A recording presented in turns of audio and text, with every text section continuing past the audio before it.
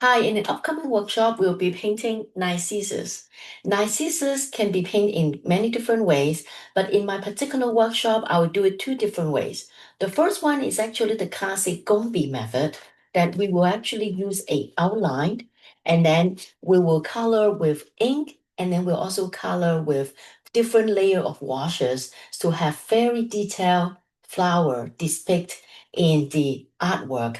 And for painting Narcissus, a lot of time we also draw the bug as well. So we'll also work on the bulb as well. So that is the Narcissus in Gombi style.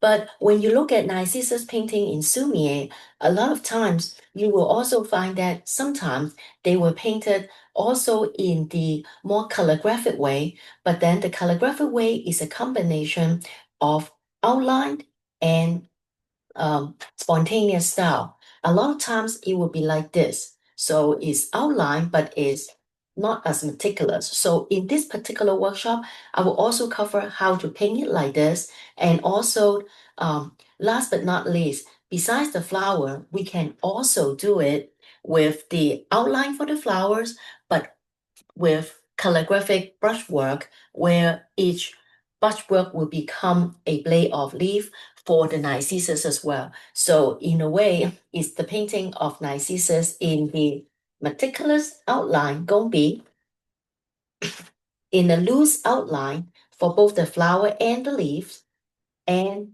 with outline just for the flowers, but then calligraphic stroke for the leaves. So painting Narcissus three ways. I hope you will join me painting Narcissus. Thank you. Bye-bye.